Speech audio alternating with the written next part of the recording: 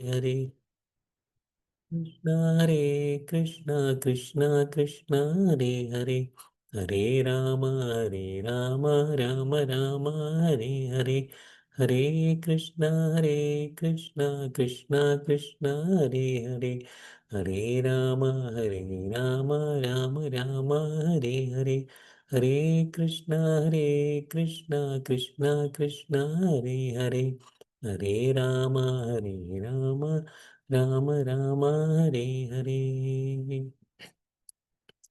ஹரே கிருஷ்ணா. அனைவருக்கும் என்னுடைய இனிய காலை அல்லது மாலை வணக்கங்கள். அஹ், பகவத்கீதையினுடைய 12வது அத்தியாயம் பக்தி யோகம் பார்த்துட்டு இருக்கோம். அஹ், இந்த இந்த அத்தியாயம் வந்து கொஞ்சம் இருக்கிறதுல கொஞ்சம் சின்ன அத்தியாயம், 20 ஸ்லோகங்கள் தான். இதில் முதல் பகுதி வந்து 3 பகுதி. முதல் பகுதியை வந்து நம்ம வந்து பார்த்துட்டோம். 2வது பகுதியில் வந்து ஒரு ஸ்லோகம் மட்டும் பார்க்கலாம், இதெல்லாம் பார்த்துட்டோம். இன்னைக்கு வந்து அந்த 3வது பகுதி, அதை வந்து பார்க்க போகிறோம். முதல் பகுதி வந்து அர்ஜுனன் கேட்கக்கூடிய கேள்வியுடன் ஆரம்பிக்கின்றது. கிருஷ்ணா, எது சிறந்தது? பக்தி யோகத்தில் ஈடுபடுவது உருவ வழிபாடில் சிறந்ததா, இல்லது வந்து அருவ வழிபாடு சிறந்ததா அப்படின்னு சொல்லி வந்து கிருஷ்ணர்கிட்ட வந்து அர்ஜுனன் கேட்குறாரு. ஸோ அந்த கிருஷ்ணரை வந்து சொல்கிறார், பிரம்மத்தை வழிபடுவது வந்து பல பிறவிகளுக்கு பிறகு என்னை வந்து அடைகின்றார்கள் அர்ஜுனா. பல பிறவிகளுக்கு வந்து என்னை வந்து அடைகின்றார்கள் அப்படின்னு. அதுவும் வந்து அந்த பாதை வந்து துக்கமயமானது, கடினமானது, சிரமமானது அப்படிங்க. ஆனால் பக்தியினுடைய பாதை வந்து மிகவும் எளிதானது.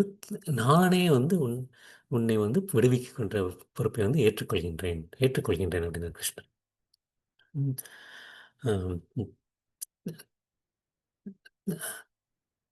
அப்படின்னு சொல்லி வந்து கிருஷ்ணர் சொல்றார். என்ன சொல்றாருன்னா வந்து தங்களது எல்லா செயல்களையும் எனக்காக திறந்து பிறலாமல் என் மீது பக்தி செலுத்தி எனது பக்தி தொண்டில் ஈடுபட்டு எப்போதும் என் மீது தியானம் செய்து தங்களது மனங்களை எண்ணில் நிறுத்தி யாரெல்லாம் எண்ணி வழிபடுகின்றார்களோ பிருந்தாவின் மகன்களை அவர்களை பிறப்பிறப்பு என்னும் கடலிலிருந்து உடனடியாக காப்பாற்றுபவனாக நானே இருக்கின்றேன் அப்படிங்கிறது.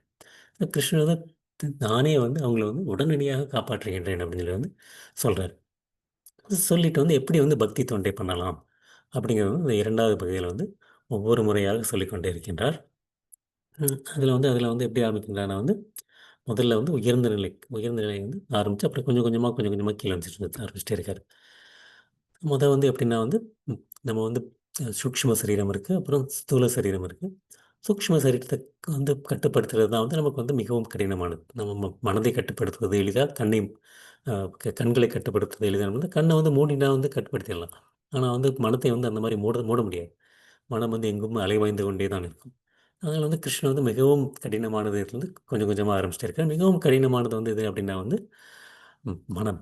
மனதை வந்து கிருஷ்ணரில் நிலைநிறுத்துவது. அதாவது ஸ்மரணம்ங்கிறது வந்து மனதை வந்து நிலைநிறுத்துவது. அது வந்து மிகவும் கடினமானது. எப்படி வந்து நம்ம வந்து இப்போ 4 மணி நேரம் நாம ஜெபம் பண்ணணுங்கிறது எவ்வளோ கஷ்டங்கிறத பார்த்தோம். அடுத்த நிலை வந்து அவர் என்ன சொல்றாருன்னா வந்து மனநாத்மிக பக்தி. மனதை வந்து நம்ம வந்து நிலைநிறுத்துவது. கிருஷ்ணரில் நிலைநிறுத்துவது. அதுக்கு அதுக்கு கொஞ்சம் வந்து கீழே உள்ள நிலை. அது வந்து அ எப்படின்னு நம்ம பார்த்தோம்னா, அதுக்கு ஒரு திட்டமிடுதல். ஒரு ஒரு நம்ம ஜென்மாஷ்டமிக்கு வந்து திட்டமிடுறது அப்படின்னா வந்து மனதால் வந்து நம்ம வந்து புத்தியால், புத்தி. வந்து ஸ்மரணம் வந்து மனது, அடுத்து வந்து புத்தி. புத்தியால் வந்து எப்படி வந்து நம்ம வந்து அம் கிருஷ்ணர் மேல் வந்து ஈடுபடுத்துவது. அடுத்து வந்து புத்தி. மனதை ஈடுபடுத்துவதை விட புத்தியை ஈடுபடுத்துறது நம்ம பகவத்கீதை படிக்கிறது, அந்த மாரி படிக்கிறது வந்து ஓரளவு வந்து சற்றே எளிமையானது. அதுவும் கஷ்டமானது தான் நம்மள மாரி ஆளுங்களுக்கு. மனதை ஈடுபடுத்துவதை ஒப்பிட்டு பார்க்கும்போது வந்து புத்தியை ஈடுபடுத்துவது வந்து சற்று எளிதானது. அதுவும் முடியலன்னா வந்து என்ன பண்ண அடுத்த ஸ்லோகத்தில் சொல்றாரு, அபியாச ரூப பக்தி அப்படிங்கிறாரு. அபியாசம் பண்ணு, பயிற்சி செய் அப்படிங்கிறார். மனதை ஈடுபடுத்த முயற்சி முயற்சி செய் அப்படிங்கிறார் கிருஷ்ணர். ஆம், இது வந்து எதன் மூலமாக இருக்கலாம்? நம்ம வந்து நாம ஜெபம் செய்கிறது, கிருஷ்ணருக்கு சேவை செய்கிறது, பிரசாதம் சமைக்கிறது, அந்த மாதிரி வந்து பலவிதமான பக்திகள் இருக்குது. அதே மாதிரி கோட்பாடுகள் இருக்குது. 4 விதமான ஒழுக்க நெறிமுறைகளை பின்பற்றுவது, அந்த மாதிரி வந்து முறைகள் இருக்கு. அதன் மூலமாக வந்து நம்ம வந்து முயற்சி செய் அர்ஜுனா. மனதை என் மீது நிலைநிறுத்த முயற்சி செய். இது வந்து நமக்கு வந்து புலன்கள் ஈடுபட்டிருந்தாலும், முக்கிய நோக்கம் வந்து இங்கே வந்து என்னன்னா வந்து மனதை ஈடுபடுத்துவது. மனதை ஈடுபடுத்துவது. அந்த மாரி பண்ண முடியாது. அப்ப நான் வந்து என்ன பண்றேன்னா வந்து, வெளிப்புறமாக ஈடுபடுத்து. வெளிப்புறமாக ஈடுபடுத்து. எப்புட்ன்னா வந்து ம், ம், நம்மளுடைய வந்து கிருஷ்ணருக்காண்டி நம்மளுடைய செயல்கள் புரிவது. செயல்கள் வந்து புரிவது வந்து கிருஷ்ணருக்காண்டி புரிவது. அந்த மாரி பண்ண அர்ஜுனா அப்படிங்கிறார். அ அதுவும் முடியல. கிருஷ்ணருக்காண்டி மட்டும் நம்ம வந்து செயல் பண்ண முடியல அப்படின்னா வந்து கடைசி வந்து என்ன சொல்றாருன்னா வந்து, அ பலத்தியாகம். கர்ம பலத்தியாகம் அப்படிங்கிறார். சர்வ கர்ம பலத்தியாகம். எல்லாருடைய நீ செயல்களுடைய பலன்களை எனக்காண்டி கொடுக்குற அப்படிங்கிறார். நீ பண்றக்கூடிய செயல்கள் வந்து அ என்ன செயல்களாலும் இருக்கலாம். பரிந்துரைக்கப்பட்ட செயல்களாக இருக்க வேண்டும். எனக்காண்டி உன்னால செயல் பண்ண முடியல. எனக்காண்டி மட்டுமே உன்னால செயல் பண்ண முடியல. அப்ப நான் வந்து நீ வந்து இந்த மாதிரி பரிந்துரைக்கப்பட்ட செயல்களிலும் ஈடுபடலாம். ஆனா வந்து எனக்காண்டி பலன்களை என்னிடம் சமர்ப்பணம் செய் அப்படின்னு சொல்லி வந்து கிருஷ்ணர் வந்து சொன்னார். அந்த 4 ஸ்லோகங்கள். அந்த 4 ஸ்லோகங்கள் பார்த்தோம். அதாவது முதல்ல வந்து என்ன பார்த்தோம்னா வந்து அந்த நாம ஜெபம் பண்றது, திட்டமிடுதல். அடுத்தது வந்து அவருக்காண்டி வந்து அந்த ம் பக்தி தொண்டில் ஈடுபடுதல், குருவின் உடைய வே கட்டளையின் பேரில். அடுத்து வந்து அவருக்காண்டி செயல்படுதல், இல்லாட்டி அவருக்காண்டி செயல்படுறவங்களுக்கு உதவி செய்தல். அது எதுவுமே முடியாட்டி வந்து கடைசி வந்து என்ன பார்த்தோம்னா வந்து, அட்லீஸ்ட் பழங்களையாவது விட்டுக் குடு அப்படின்னாரு. ச அந்த மாரி வந்து நம்மளால பண்ண முடியல. அந்த மாரி வந்து பண்ண முடியல அப்படின்னா வந்து என்ன பண்றது? இப்ப வந்து நான் வந்து பழங்கள்ல வந்து மிகவும் வந்து அ எனக்கு வந்து அபியாச யோகம் பண்ண முடியல. என்னால வந்து கிருஷ்ணருக்காண்டி செயல்பட முடியவில்லை. அப்புறம் வந்து என்னால வந்து பழங்களையும் விட்டுக் கொடுக்க முடியவில்லை. அப்படி நான் என்ன செய்றது அப்படிங்கிறதுக்கு வந்து கிருஷ்ணர் வந்து இந்த அடுத்த ஸ்லோகத்த சொல்றாரு. 12வது ஸ்லோகம். ஓம் நமோ பகவதே வாசுதேவாய. ஓம் நமோ பகவதே வாசுதேவாய. ஓம் நமோ பகவதே வாசுதேவாய. श्रेयो हि ज्ञानम् अभ्यासस्ज्ञानात् ध्यानं विशिष्यते ध्यानात् कर्मफलत्यागस्त्यागात् அனந்தரம். இப்பயிற்சியினை உன்னால் ஏற்றுக்கொள்ள முடியாவிடில் ஞானத்தை விருத்தி செய்வதில் உன்னை ஈடுபடுத்திக் கொள். இப்பயிற்சிங்கிறது வந்து கிருஷ்ணன் என்ன சொல்றேன்னா வந்து அந்த பழங்களை விட்டுக் கொடுத்தல். அதை உன்னால் பண்ண முடியாவிடில் ஞானத்தை விருத்தி செயல் ஈடுபடுத்திக் கொள். இருப்பினும் ஞானத்தை விட தியானம் சிறந்தது. மேலும் தியானத்தை விட செயல்களின் பலன்களை தியாகம் செய்தல் சிறந்தது. ஏனெனில் இத்தகு தியானத்தினால் மன அமைதியை அடைய முடியும். மன அமைதியை அடைய முடியும்.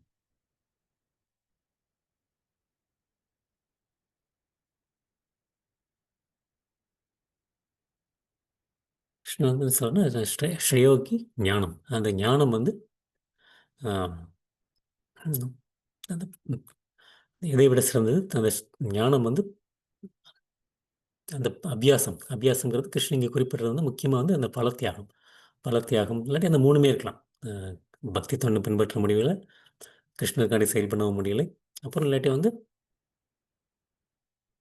பழத்தையும் விட்டுக் கொடுக்க முடியல. அப்ப நான் வந்து கிருஷ்ணன் என்ன சொல்றேன்னா வந்து, நீ வந்து வந்து அட்லீஸ்ட் வந்து நீ வந்து ஞானத்தை பெருக்க முயற்சி செய்து கொள் அப்படிங்கிறாரு.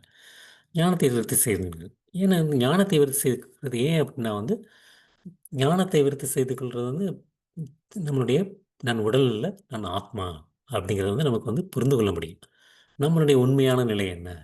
அதை புரிந்து கொள்ள முடியும். அதனால வந்து அதை பண்ணு அப்படிங்கிறார் கிருஷ்ணன் முதல்ல. சரி ஞானம் பண்ண முடியும் இல்லையா? அப்படின்னா என்ன பண்ணு அப்படின்னா வந்து தியானத்தில் ஈடுபடு. தியானத்தில் இல்ல நான் அந்த மாதிரி ஞானத்தை பண்ணு. ஞானத்தை பண்றத விட அதை விட சிறந்தது இருந்துச்சுன்னா, ஞானத்தில் ஈடுபடுவது. முதல்ல வந்து ஞானத்தை வளர்த்துக்கொள். அதை விட சிறந்தது வந்து தியானம். தியானம் அப்படிங்கிறார். தியானம் அப்படிங்கிறார். அ முதல்ல வந்து தியானம் சிறந்தது. அதுக்கு கீழ உள்ள ஞானம். அதற்கு கீழ பயிற்சி செய்வது. ஆனா நம்மளால வந்து பயிற்சி செய்ய முடியல. அதனால வந்து முதல்ல ஞானத்தை வளர்த்துக்கொள். ஞானத்தை வளர்த்துக்கொள்றதுனால என்ன ஆகும்? நான் வந்து படிப்படியாக, படிப்படியாக வந்து தியானத்தின் நிலைக்கு வருவோம். நம்மளுடைய ஞானம் ஞானம் வந்து முற்றுப்பெறும் ம் ம் ம் பக்குவம் ஞானம் வந்து பக்குவப்படும்போது வந்து என்ன பண்ணுவோம்னா வந்து தியானத்தில் ஈடுபடுவோம். தியானத்தில் ஈடுபடுவோம். அதனால வந்து நீ வந்து பக்தி தொண்டில் வந்து ஈடுபட முடியல. அப்ப நான் வந்து முதல்ல வந்து அகம் பிரம்மாஸ்மி அப்படிங்கிற வந்து அந்த ஒரு உணர்வு வர வேண்டும். அகம் பிரம்மாஸ்மி. நானும் வந்து அது பரமனை சார்ந்தவன் அப்படின்னு சொல்லி. அந்த ஒரு தியான முறையை வந்து நீ பின்பற்று அப்படிங்கிறார். அதை விட என்ன இன்னும் முக்கியம் அப்படின்னா, தியானத்தை பின்பற்றுவதை விட கர்ம பலத்தை விடு. கர்ம அதை விட உயர்ந்தது பலத்தை விட்டுக் கொடுப்பது. கர்ம பல தியாகம். கர்ம பல தியாகம். தியானத்தை விட கர்ம பல தியாகம் இருந்தது. ஏன்னா வந்து எந்த ஒரு செயல் எடுத்தாலும் சரி, நம்ம தியானம் எடுத்துக்கொண்டாலும் சரி, ஞானம் எடுத்துக்கொண்டாலும் சரி, அபியாசம் எடுத்துக்கொண்டாலும் எந்த ஒரு செயல் எடுத்தாலும் வந்து கண்டிப்பாக வந்து என்ன இருக்க வேண்டும்னா கர்ம பல தியாகம். கர்ம பல தியாகம். அதனால தான் வந்து கிருஷ்ணன் என்ன சொல்றாருன்னா, அது சிறந்தது அப்படிங்கிறார்.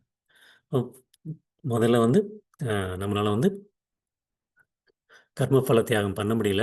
அப்ப நான் வந்து கிருஷ்ணன் என்ன சொல்றாருன்னா வந்து, ஞானத்தை வளர்த்துக்கொள். ஞானத்தை வளர்த்துக் கொள்வதன் மூலமாக தியானத்தின் நிலைக்கு வரலாம். தியானத்தின் நிலைக்கு வந்த பிறகு வந்து நீ வந்து முயற்சி செய்து கர்ம பல தியாகத்தை விட்டுக் கொடுக்க வேண்டும். விட்டுக் கொடுக்க வேண்டும் அப்படின்னா, எந்த நிலை எடுத்தாலும் வந்து கர்ம பல தியாகம் வந்து முக்கியமானது. முக்கியமானதா அப்படிங்க. இப்ப வந்து பிரபுபதா வந்து இந்த இது வந்து என்ன மாரி விளக்கவுரை குடுக்குறாருன்னா வந்து, இத வந்து நம்ம வந்து யார் வந்து இத பயிற்சி செய்றாங்களோ, அவங்களுடைய மனப்பார்வையில் பார்க்க வேண்டும். அவங்களுடைய மனப்பான்மையில் பார்க்க வேண்டும். இப்ப வந்து நம்ம வந்து முதல்ல வந்து இப்ப வந்து பார்த்தா வந்து கிருஷ்ணன் வந்து திரும்ப அ ஒரு ஒரு ஆப்போசிட் டைரக்ஷன்ல போற மாரி இருக்கும். அவர் வந்து அந்த மாரி பண்ணல. அவர் வந்து பயிற்சியாளர் முறையில வந்து, "உன்னால இது பண்ண முடியலன்னா, இது பண்ணு. சரி இது பண்ண முடியலன்னா, இது பண்ணு." இதுதான் வந்து இது வந்து மறைமுகமான நிலை. மறைமுகமான நிலை. நேர்முகமான நிலை வந்து முதல் 4 ஸ்லோகங்கள். கிருஷ்ணரை நினைத்து பல தியாகம் பண்ணுவது தான் சிறந்தது. கிருஷ்ணரை நினைத்து என்னால வந்து பல தியாகம் பண்ண முடியல. அப்ப நான் வந்து ஞானத்தை வளர்த்துக்கொள் அப்படிங்கிறார் கிருஷ்ணர். ஞானத்தை வளர்த்துக்கொள் நாம தான் ஞானத்தை வளர்க்கறனால வந்து அது மூலமாக தியான நிலைக்கு வரலாம். தியான நிலையின் மூலமாக நம்ம மறுபடியும் பல தியாகம் பண்ண முடியும். அப்படிங்கிறார். வந்து நம்ம வந்து இப்போ 2 ஃபோன் எடுத்துட்டோம்னா வந்து, ஒரு ஃபோன் வந்து இந்த பட்டன் ஃபோன் இருக்கலாம். ஒரு ஃபோன் வந்து இந்த டச் ஃபோன் இருக்கலாம். இதில எது சிறந்தது? அப்பன்னா வந்து நமக்கு வந்து நமக்கு தெரியும். எந்தெந்த ஃபோன்ல வந்து மிக சிறந்தது அப்டின்னா வந்து, அந்த பட்டன் ஃபோன விட அந்த டச் ஃபோன் தான் வந்து ஸ்மார்ட் ஃபோன் தான் வந்து சிறந்ததுன்னு தெரியும். இருந்தாலும் வந்து எனக்கு வந்து ஸ்மார்ட் ஃபோன் யூஸ் பண்ண தெரியல. எனக்கு வந்து தேவையும் இல்ல. அப்படிங்கும்போது பார்த்தா வந்து, அட்லீஸ்ட் பட்டன் ஃபோன்லேருந்து நீ ஆரம்பி. அதுதான் உனக்கு சரியானது." அப்படிங்கிறாரு கிருஷ்ணர். ஸோ அதனால தான் வந்து நமக்கு வந்து தன்னுடைய பயிற்சியாளருடைய பார்வையில வந்து அத அந்த அந்த தியானத்தை செய்ய முடியாவிட்டால், சத்திரியர்கள், வைசியர்கள் அந்த அந்த அடிப்படையில இருக்கக்கூடிய அந்த கடமைகளை செய். கடைகளை செய் அப்படின்னு சொல்லி ஒவ்வொன்னா செஞ்சு, செஞ்சு அந்த கடைசியா வந்து கண்டிப்பாக வந்து என்ன முறையில் முன்னேறினாலும், கண்டிப்பாக வந்து அந்த பலத்தியாகம் முக்கியம். பலத்தியாகம் முக்கியம். அ ம் கிருஷ்ணருக்காண்டி படைக்காட்டி கூட ஏதாவது ஒரு தர்ம காரியத்துக்காக அந்த மாரி பண்ணியாகணும். தர்ம காரியத்துக்காண்டி பண்ணியாகணும். அதுதான் வந்து கிருஷ்ணர் வந்து எந்த முறையில் ஆரம்பித்தாலும் ஞானம், தியானம், பலத்தியாகம். பலத்தியாகம். அந்த தியாகம் தியாகம் அந்த தியாகத்தை பண்ணினால் தான் வந்து நம்ம வந்து மன அமைதியை அடைய முடியும். தியாகம் உணர்ச்சி இல்லாட்டி வந்து அந்த செல்ஃபிஷ்ல வந்து செல்ஃப் சென்டர்ட் நான் தான் நான் எனக்கு எனக்கு எனக்கு அப்படிங்கிற மாரி இருக்க வரைக்கும் மன அமைதியை அடைய முடியவே முடியாது. முடியவே முடியாது. ஒரு அந்த தியாக மனப்பான்மை வரும்போது தான் மன அமைதி கிட்டும் அப்படிங்கிறார் கிருஷ்ணர். ம். ஸோ இந்த இது வந்து நம்ம வந்து ஏற்கனவே பார்த்துக்கிட்ட மாரி வந்து கிருஷ்ணர் மீது உள்ள உரை. இன்னொரு வந்து இந்த மறைமுக முறை. இது வந்து மறைமுக முறை. ஸோ இது வேணா அது வந்து பக்தி தொண்டில் ஈடுபடாத முடியாதவங்களுக்கு வந்து அந்த 4மே முடியாதவங்களுக்கு தானே பரமன் அப்படிங்கிற ஒரு ஒரு புரிந்து கொள்ள ஞான முறை, தியான முறை வந்து சிறந்தது, சிறந்தது அப்படிங்கிறார் கிருஷ்ணர். ம். இது வந்து படிப்படியாக வரையறது. இன்னொன்னு வந்து நேரடி முறை. முதல் 4 ஸ்லோகங்கள் வந்து நேரடி முறை. இது வந்து மறைமுக முறை. ஏதாவது ஒண்ணு வந்து நம்ம ஏற்றுக்கொண்டே ஆக வேண்டும். அந்த ஏற்றுக்கொள்றது வந்து இந்த கிருஷ்ணருக்கு வந்து அர்ஜுனுக்கு வந்து இந்த மறைமுகமான நிலைய வந்து கிருஷ்ணர் சொல்லல. நேரடி நிலை தான் அவரு சொல்றாரு. ஏன்னா வந்து அர்ஜுனன் வந்து ஏற்கனவே வந்து கிருஷ்ணனுடைய பக்தி தொண்டில் ஈடுபட்டிருக்காரு. இருந்தாலும் வந்து அது முடியாதவங்களுக்காண்டி அந்த முறை இருக்கின்றது அர்ஜுனா! அப்படின்னு சொல்லி வந்து கிருஷ்ணர் வந்து அத வந்து சொல்றாரு. நம்ம பின்பற்றக்கூடியது நேரடி முறை. இதுதான் வந்து நம்ம இந்த இந்த பகுதி. இந்த பகுதிய வந்து நம்ம ஏற்கனவே பார்த்துட்டோம். இந்த என்னால வந்து பல தியாகம் பண்ண முடியாட்டி, நான் வந்து நாலேட்ஜ் நான் வந்து தியானத்தை பின்பற்றி, தியானத்தின் மூலமாக தியானத்தின் நிலைக்கு வந்து, அதன் மூலமாக பல தியாகம் செய்து மறைமுகத்தில் ஈடுபடலாம். அந்த பகுதி முடிந்தது. வந்து கடைசி 3வது பகுதி. 3வது பகுதியில வந்து பக்தர்களிடம் அந்த மாரி என்னென்ன குணங்கள் இருக்கின்றது? கிருஷ்ணர் வந்து பக்தர்கள எனக்கு பிடிக்கும், பிடிக்கும், பிடிக்கும்னு சொல்லுவார். இந்த இந்த இந்த அடுத்து வரக்கூடிய அந்த 8 ஸ்லோகங்களே வந்து, எனக்கு இந்த மாரி பக்தன பிடிக்கும், இந்த மாரி பக்தன பிடிக்கும், இந்த மாரி பக்தன பிடிக்கும். அந்த மாரி பக்தர்களிடம் என்ன குணங்கள் இருக்கின்றது? அந்த கிருஷ்ணரை வந்து கவர்ந்திழுக்கக்கூடிய குணங்கள். கிருஷ்ணரே வந்து பக்தரை பார்த்து, இந்த பக்தன் எனக்கு ரொம்ப பிடிச்சிருக்கு அப்படின்னு சொல்லி வந்து சொல்றாரு கிருஷ்ணர். ஏன் அந்த மாரி பிடிச்சிருக்குன்னு சொல்றாரு? என்ன குணங்கள் இருக்கு அப்படின்னு சொல்லி கிருஷ்ணர் வந்து இந்த அடுத்து வரக்கூடிய அந்த 8 ஸ்லோகங்கள சொல்லப் போறாரு. இது வந்து முக்கியமா வந்து பாகவதம் வந்து அழகான சொல்லப்பட்டிருக்கு. பரமபுருஷ பகவானான வாசுதேவரிடம் களப்பற்ற பக்தியை வளர்த்துக் கொண்ட ஒருவரின் உடலில் அனைத்து தேவர்களின் உயர்ந்த குணங்களான மதம், அறிவு மற்றும் துறவு போன்றவை வெளிப்படுகின்றன. மறுபுறம் பக்தி தொண்டு இல்லாத ஜடச் செயல்களில் ஈடுபடும் ஒருவருக்கு எந்த நல்ல குணங்களும் இருக்காது. எந்த நல்ல குணங்களும் இருக்காது. பாகவதத்துல அழகா சொல்லுது. இப்போ வந்து நமக்கு வந்து முக்கியமா வந்து கிருஷ்ணர் என்ன சொல்ல வர்றாரு? கீதையில என்ன சொல்லப்பட்டிருக்கு? பகவத் என்ன சொல்லப்பட்டிருக்குன்னா வந்து, எல்லா குணங்களுக்கும் அடிப்படை வந்து பக்தி. எல்லா குணங்களுக்கும் அடிப்படை பக்தி. பக்தி இல்லாட்டி வந்து ஒருத்தங்களுக்கு இருக்க இந்த குணங்கள்லாம் வந்து நிலையாக இருக்காது. ஒரு சில நேரம் வந்து ஒருத்தங்க இந்த குணங்கள காண்பிக்கிற மாரி இருக்கும். இந்த குணங்கள காண்பிக்கிற மாரி இருக்கும். அந்த குணங்கள் வந்து நிலையாக இருக்காது. அந்த குணங்களின் அடித்தளம் வந்து பக்தி. பக்தியின் மூலமாக உங்களுக்கு குணங்கள் வளர்கின்றது. அந்த குணங்கள் வளருவதன் மூலமாக பக்தி மீண்டும் வளர்கின்றது.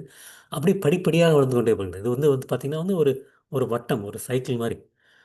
பக்தியில் ஆரம்பிக்கிறது, குணங்கள் வளருது. மறுபடியும் அந்த குணங்களின் மூலமாக பக்தி அதிகரிக்கின்றது. அப்படியே குணங்கள் கூடிக்கொண்டே போகின்றது. அப்படி பார்த்தா வந்து அந்த சுழன்று சுழன்று கொண்டே இருக்கும், சுழன்று கொண்டே இருக்கும். அந்த மாரி இத வந்து நம்ம பார்க்கணும். அடிப்படை வந்து பக்தி. அடிப்படை வந்து பக்தி. அதுதான் வந்து இந்த பகவானோட வாசுதேவன் களப்பற்ற பக்தியை வளர்த்துக் கொள்பவர்கள் படவில் அனைத்து தேவர்கள், தேவர்களுக்கு சமமான ம் வந்து குணங்கள் இருக்கின்றது. மதம், அறிவு மற்றும் துறவு போன்ற எல்லா குணங்களும் வந்து வெளிப்படுகின்றது. ஆனால் வந்து பக்தி தொண்டு இல்லாமல் ஜடச் செயல்களில் வந்து ஈடுபட்டிருக்கக்கூடிய ஒருவருக்கு எந்த நல்ல குணங்களும் இருக்காது அப்படி. பக்தி தான் அடிப்படை. அதன் மூலமாக வந்து கொஞ்சம் கொஞ்சமாக, கொஞ்சம் கொஞ்சமாக குணங்கள் வளர்கின்றது. அந்த குணங்களின் மூலமாக பக்தி மேலும் வளர்கின்றது. அதன் மூலமாக குணங்கள் வளர்கின்றன. அப்படியே பார்த்தீங்கன்னா வந்து அந்த ஒரு சைக்கிள். ம். பக்தர்கள் வந்து பார்த்தீங்கன்னா வந்து எல்லா பக்தர்களுக்கும் இப்போ ஒரு ஆரம்ப நிலையில் உள்ள பக்தர்களுக்கு வந்து கிருஷ்ணர் சொல்லக்கூடிய குணங்கள் சிறிதளவு இருக்கலாம். சிறிதளவு ஒரு ஒரு 15% 20% அந்த மாரி இருக்கலாம். ஆனா வந்து பக்தியில வந்து தேர்ந்தவர், மிகவும் முதிர்ச்சி பெற்றவர், பூர்ணமானவர்களுக்கு வந்து இந்த குணங்கள் வந்து ஒரு 90% 100% இருக்கலாம். அந்த மாரி வந்து அந்த குணங்கள் வந்து ம் பக்தருடைய பக்தியை பொறுத்தளவு அந்த குணங்களினுடைய முதிர்ச்சியும் வந்து வேறுபடும். வேறுபடும். அந்த இதெல்லாம் வந்து கிருஷ்ணர் வந்து சொல்றாரு. 13, 14 ஸ்லோகம். अत्वेष्ट सर्वभूतानां मैत्रकर्ण एव च निर्ममो निरहङ्कारः समदुःखसुखसमी सन्तुष्टः सततं योगी यदात्मा दृष्टनिश्चयः मयि अर्पितमनो बुद्धिर्यो मद्भक्तः स मे प्रियः. எவனொருவன் பொறாமை இல்லாதவனாக எல்லா உயிர்களுக்கும் அன்பான நண்பனாக தன்னை உரிமையாளனாக கருதாதவனாக, அகங்காரத்திலிருந்து விடுபட்டவனாக, இன்பத் துன்பங்களில் உடையவனாக, சகிப்புத்தன்மையுடன், எப்போதும் திருப்தியுற்று, சுய கட்டுப்பாட்டு உடையவனாக, தனது மனதையும் புத்தியும் என்னில் நிலைநிறுத்தி, உறுதியுடன் பக்தி தொண்டில் ஈடுபட்டுள்ளானோ, என்னுடைய அத்தகு பக்தன் எனக்கு மிகவும் பிரியமானவன். மிகவும் பிரியமானவன். கிருஷ்ண முதல்ல என்ன ஆரம்பிக்கிறாரு?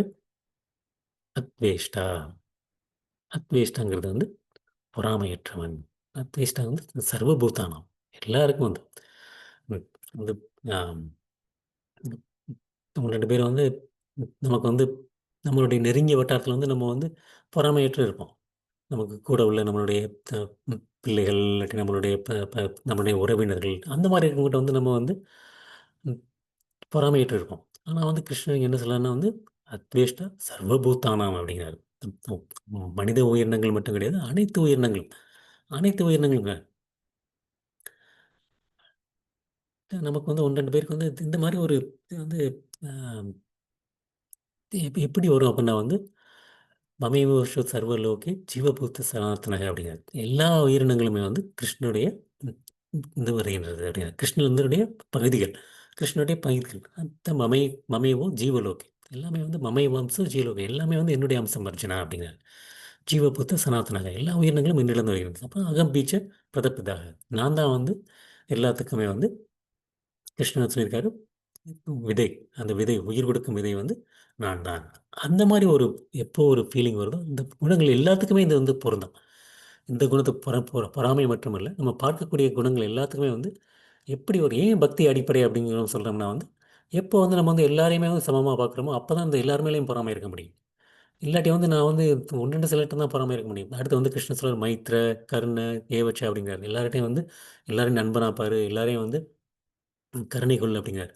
எப்படி பார்க்க முடியும் அப்படின்னா வந்து அ எல்லாரையும் வந்து நான் வந்து கிருஷ்ணருடைய பகுதியா பார்க்கும்போது தான் எல்லாரையும் நடத்த முடியும். இல்லாட்டி வந்து நான் ஒரு சிலர்ட்ட தான் வந்து நான் நண்பரா இருக்க முடியும், எதிரியா இருக்க நண்பனா இருக்க முடியும். ஒரு சிலர்ட்ட வந்து நான் கருணையா இருக்க முடியும். எல்லார்ட்டயும் கருணையா இருக்க முடியும் அப்படின்னா வந்து மமேவாம்சம் ஜீவலோகே. இந்த ஜீவலோகத்தில அனைவருமே வந்து என்னுடைய அம்சங்கள் அர்ஜுனா அப்படிங்கிறார். அப்புறம் அகம் பீச்ச பிரதாக எல்லாத்துக்குமே வந்து தந்தை நான் தான் அப்படிங்கிறார். அப்பதான் வந்து நம்ம எல்லாரையும் வந்து சமமா நடத்த முடியும். அடுத்து வந்து என்னது?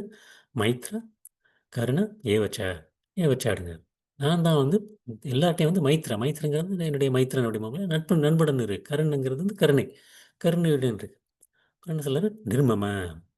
நிர்மமங்கிறது வந்து ஒருமையாளர். அகங்கார. அகங்காரமின்றி அகங்காரமின்றி இரு அப்படிங்கிறாரு. ஆம். எப்படி அந்த ஒரு நிலைக்கு வர முடியும்? அப்பன்னா வந்து நம்ம வந்து குந்தி தேவி வந்து அழகா சொல்றாங்க. அ அந்த குந்தி தேவி வந்து பகவதம்ல "ஜென்மை ஈஸ்வர ஸ்ருதஸ்ருபிர் இந்தாமன மதப்புனம் நைவழாதி அபித்புத்தம் வை துவம் அச்சிஞ்சன கோச்சரம்" அப்படிங்கிறது. எந்தெந்த இதெல்லாம் வந்து பக்தியிலேருந்து வந்து நம்ம வந்து விலக்கிட்டு போயிறோம் அப்படிங்கிறத சொல்றாங்க. என்னென்ன அப்படி இப்ப வந்து நமக்கு பொதுவா வந்து எந்த மாரி அகங்காரம் எப்ப இல்லாம இருக்கும் அப்படின்னா வந்து, அந்த நான் வந்து உயர்ந்த பிறவி, என்னுடைய நான் வந்து ஒரு பெரிய ஒரு பணக்கார வீட்ல பிறந்திருக்கேன். இல்லாட்டி ஒரு செல்வந்தர் வீட்ல வளர்ந்திருக்கேன். அந்த மாரி ஒரு ஒரு இது. அப்புறம் வந்து எனக்கு வந்து ஐஸ்வர்யங்கள், அப்புறம் வந்து கல்வி, அழகு இதெல்லாம் வந்து என்ன ஆயிடும் அப்டின்னா வந்து நமக்கு வந்து இந்த ஒரு ஜென்மம், ஐஸ்வர்யம், ஸ்ருதி, ஸ்ரிபிர், ஸ்ரீபீர், ஸ்ரீபீர்லாம் வந்து இதெல்லாம் வந்து என்ன வந்து பக்தியிலேருந்து நம்மள வந்து விலக்கிக் கொண்டு விடும். எனக்கு வந்து அந்த ஜடத்தினுடைய மமதை, ஜடத்தினுடைய மமதையில வந்து என்னை வந்து ஈடுபடுத்தும். அந்த மாரி உள்ளவங்களுக்கு வந்து கிருஷ்ணன் வந்து அணுக முடியாது. அணுக முடியாது. ஏன்னா கிருஷ்ணன் வந்து என்ன சொல்லியிருக்னா வந்து அக்கிஞ்ச கோச்சரம். அக்கிஞ்ச கோச்சரம்னா வந்து அவர் வந்து யார் வந்து அந்த ஒரு அந்த ஒரு ஜட செயல்கள்லாம் துறந்திருக்கின்றார்களோ, அதை விட்டு விலகி இருக்கின்றார்களோ, அவங்களுக்கு வந்து கிருஷ்ணர் வந்து எளிதாக வந்து அணுகப்படுவார். அணுகப்படுவார். ஏன்னா வந்து நமக்கு வந்து 3 விதமானது ம் இது பார்த்துருக்கோம். அசுத்தங்கள். என்ன அசுத்தங்கள் அப்டின்னா வந்து, நான் தான் உரிமையாளன், நான் தான் அனுபவிப்பாளன், நான் தான் கட்டுப்பாட்டாளன். இந்த 3லேருந்து நம்ம விலகும்போது தான் வந்து நான் வந்து அகங்காரம் இருக்க முடியும் என்னால. அந்த அகங்காரம் என்ன அகங்காரம்ங்கிறது வந்து முக்கியமா எதனால வருது? தான் அப்படிங்கிறது. அந்த அகங்காரம் வர்றதுக்கு வந்து இதனால தான் வருது. இதுக்கு வந்து என்னென்ன தடைகளா இருக்கு அப்படின்னா வந்து, ஒரு உயர்ந்த பிறவி, நம்முடைய ஐஸ்வர்யங்கள், கல்வி, அழகு மற்றும் அந்த பிறப்பு. இதெல்லாம் வந்து நமக்கு வந்து அந்த ஒரு ஒரு கர்வத்தை ஏற்படுத்துகின்றது. கர்வத்தை வந்து ஒரு மமதை ஏற்படுத்துகின்றது. ஆனா ஒரு பக்தர்களுக்கு அந்த இது எல்லாமே இருந்தா கூட, அவங்க வந்து என்ன பண்றாங்கன்னா வந்து, அந்த பக்தர்கள் வந்து பக்தர்களுக்கு எல்லாமே நான் சொல்றேன்னா வந்து, அ உயர்ந்த பிறப்பு, ஐஸ்வர்யங்கள், கல்வி, அழகு இருந்தா கூட அவங்க வந்து என்ன நினைக்கிறாங்கன்னா வந்து, இதெல்லாம் வந்து கிருஷ்ணருக்காக ஈடுபடுத்த வேண்டும். கிருஷ்ணன் எனக்கு குடுத்துருக்காரு. அவருக்கு நான் ஈடுபடுத்தணும் அப்படின்னு சொல்லி ஈடுபடுத்துறாங்க. அந்த மாரி தான் வந்து இருக்கிறனால தான் வந்து என்னால வந்து அடைய முடியும் அப்படிங்கிறாரு. அப்புறம் சிலர் சமதுக்க சுக சமி அப்படிங்கிறார். சமதுக்கம் சமதுக்க சுக. சமம்ங்கிறது சமமாக இருப்பது. துக்கம் சுகம். இன்பத்திலும், துன்பத்திலும் சமமாக இருப்பது. ஷமிங்கிறது வந்து மன்னிக்கக்கூடிய ஒரு குணம். மன்னிக்கக்கூடிய குணம். இது எல்லாமே வந்து எப்படி வருதுன்னா வந்து கிருஷ்ணா வந்து என்ன சொல்றேன்னா வந்து அதுதான் வந்து முதல்ல வந்து ஒரு 4 குணங்கள் சொல்லியிருக்காரு. 4 குணங்கள் சொல்லியிருக்காரு. அடுத்து வந்து என்ன சொல்றாருன்னா வந்து சந்துஷ்ட. சந்துஷ்டங்கிறது வந்து திருப்தியுடன் இருப்பது. எப்படி திருப்தியுடன் சத்தம். எப்பொழுதுமே வந்து திருப்தியுடன் இருப்பது. யோகி பக்தியில் ஈடுபடுத்த உள்ளவன்.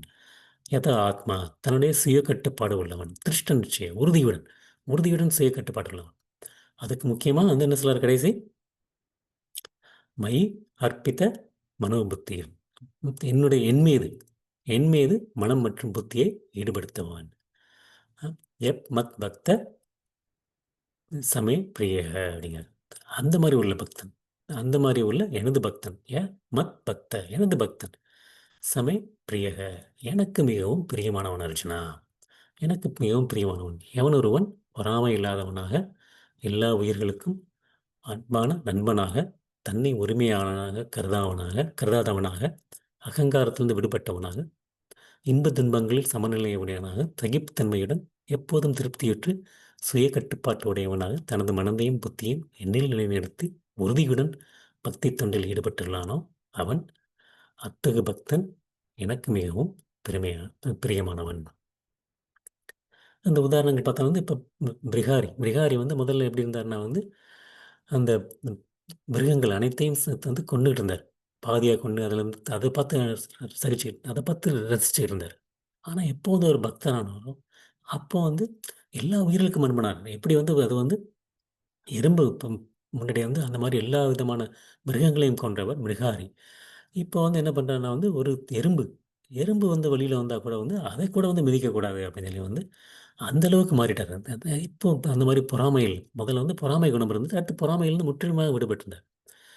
எப்படி உரிமையாளனாக கருதாமல் இருக்க முடியும்னா வந்து இப்போ அங்கே வந்து பிரதாபருத்ரா வந்து ஒரிசாவினுடைய அரசர். ஒரிசாவுடைய அரசர் வந்து அந்த ஜெகநாத் ரத யாத்திரை வரும்போது என்ன பண்ணுவார்னா அவரே வந்து திரும்ப வந்து சுத்தம் செஞ்சுட்டு இருப்பார்.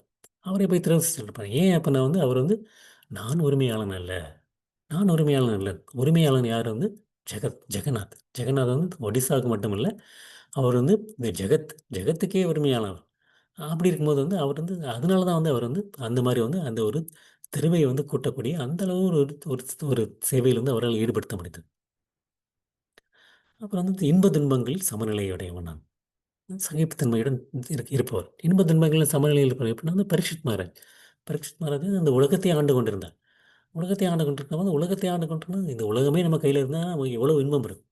ஆனால் அதுக்கப்புறம் வந்து என்னாச்சு, இலை நாளில் வந்து நீ வந்து இறக்கப் போகின்றாய் அப்படின்னு ஒரு சாபம் வருகின்றது. சாபம் வருகின்றது. அந்த சாபத்தின் போதும் சரி, அந்த உலகத்தை ஆண்டு கொண்டிருக்கும் போதும் சரி, 2 தன்மையுமே வந்து சகிப்புத்தன்மையுடன் திருப்தியிட்டு தான் இருந்தார் அவர். கொஞ்சம் கூட வந்து அதனால் வந்து அவர் வந்து மாறுபட்டல. எப்படி இருக்க முடியுது அப்படின்னா வந்து, அந்த மாதிரி இருக்கவங்க வந்து பக்தனாக இருந்தால் தான் முடியும். பக்தனாக சுய கட்டுப்பாட்டுடன் தனது மனதையும் புத்தியையும் எண்ணில் நிலைநிறுத்தி உண்மையாக பக்தி தொண்டில் ஈடுபட்டலானோ அந்த மாதிரி அந்த மாதிரி அது இருந்தால் தான் முடியும். இல்லாட்டி வந்து முடியாது.